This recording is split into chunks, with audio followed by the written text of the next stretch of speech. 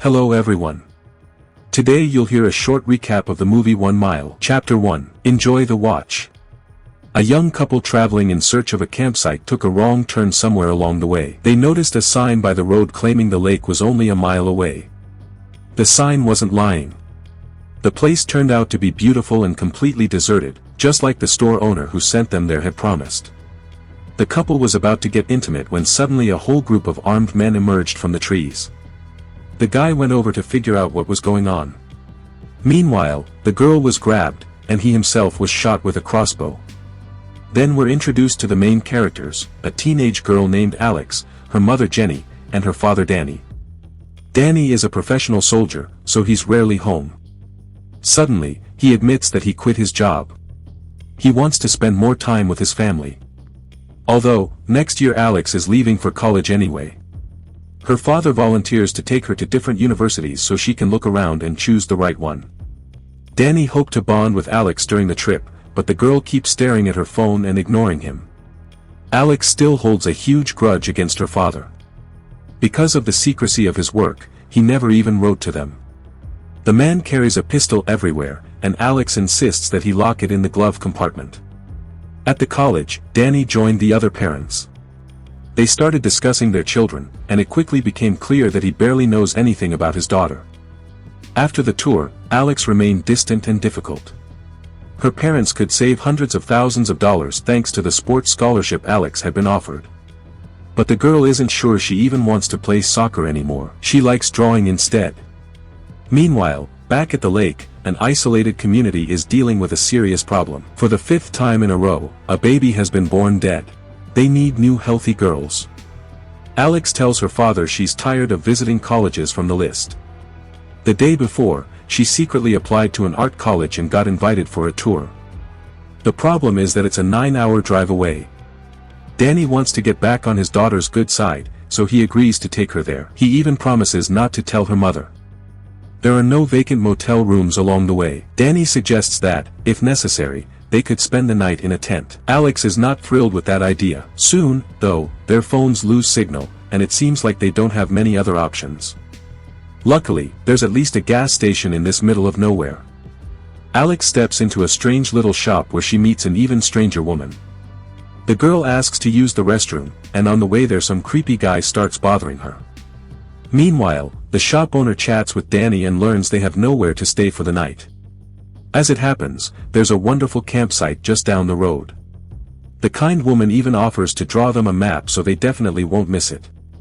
There'll be a sign before the turn, just in case, the woman said. As soon as the family drove away, she called the leader of the commune. Alex noticed the 1 mile sign. Good thing they didn't miss it, because the place really was exactly as promised. The view was beautiful. All that was left was to pitch the tent and start a fire. Alex reluctantly accepted the fact that she wouldn't be able to take a shower and showed her father some of her artwork. Danny gave his completely unbiased opinion. Father and daughter went looking for branches for the campfire when they suddenly heard rustling in the bushes. Probably a raccoon or an opossum, Danny suggested. But then he noticed a human silhouette hiding among the trees. Another hunter was crouching nearby. Danny ordered his daughter to run to the car without looking back, but their pickup had already been stolen. 2 creeps grabbed Alex. Danny dislocated one man's arm and snapped the other one's neck entirely. Then an archer started shooting at them. The forest dwellers grew nervous. This guy knew how to fight. The fugitives found shelter in an old dugout. A human skeleton lay nearby. The rednecks began communicating over the radio. 6 men had been sent after the newcomers. Danny managed to take one of them down. That means 5 were still left. Danny stepped outside to scout the area. Alex immediately started having a panic attack. They had to figure out a way out of this mess. Danny filled his canteen at a stream and dropped in a purification tablet to kill bacteria. Alex blamed herself. Because of her, her father had left his gun in the truck. Danny calmed her down. During his military service, he'd escaped from situations far worse than this. When he spotted a railroad track, Danny decided they should follow it.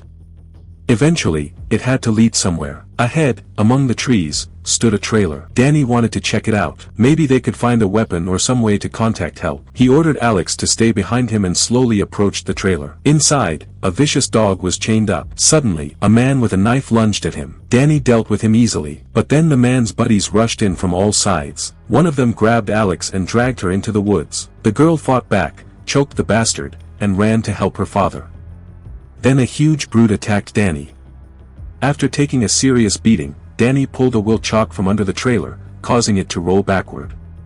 The soldier climbed onto the giant's shoulders and jumped away just before the trailer crushed the man. Surprisingly, after coughing up blood, the giant still managed to free himself. And, as horror movie rules demand, Alex twisted her ankle while running away. She could still walk, just not very fast. Back at the clearing, the rednecks were recovering, though one of them would never get back up. During the fight, Danny had slit the man's throat. The others couldn't return to camp empty-handed. They had no choice but to continue the hunt. Alex grew exhausted, so Danny found a safe place for them to rest.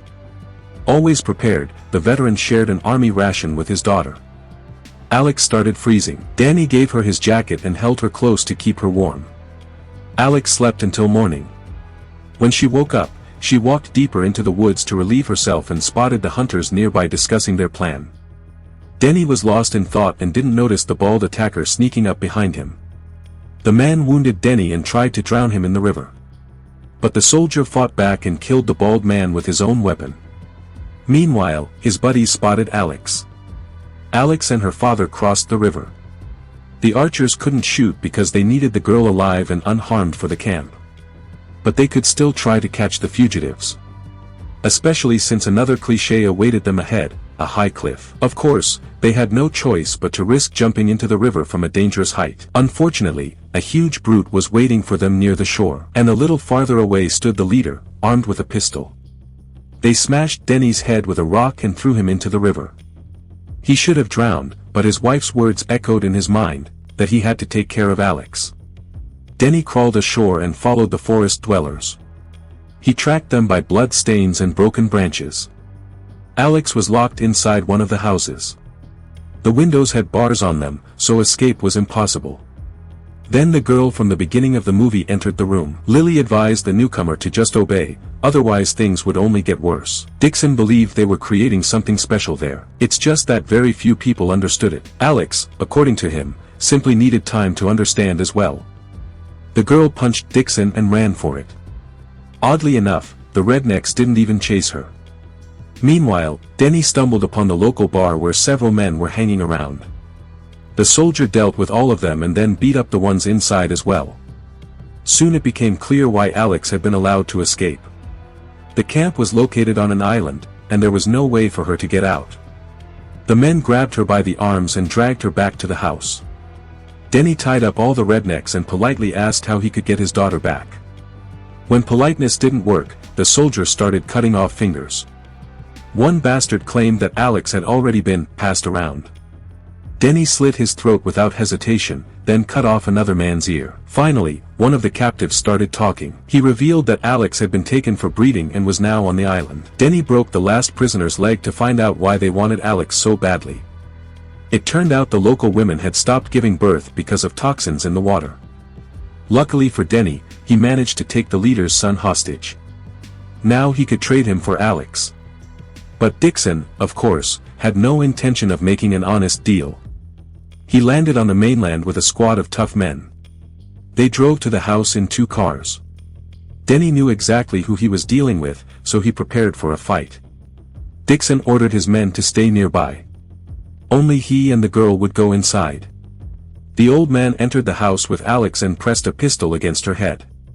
Danny calmly suggested he lower the gun. Half an hour earlier, he had turned on the gas in the house. The old man began ranting, blaming society for all their problems. According to him, they had once lived peacefully as a community on the island, but then a chemical plant was built nearby. The factory started dumping waste into the river, and after that their women stopped being able to have children. Dixon pushed the girl forward and discreetly sent a signal to his men over the radio. The father and son attacked Danny. During the struggle, a knife was driven into the young man's chest up to the hilt. A whole crowd of men burst into the house. Danny had prepared an explosive charge in advance. He and his daughter hid inside the refrigerator, and when the door closed, a powerful explosion went off. Denny looked out and saw a pile of well-roasted redneck bodies. However, one old bastard still survived, pinned under his dead son's body. After everything they had gone through, the parents agreed to let their daughter enroll wherever she wanted. She, of course, chose an art college.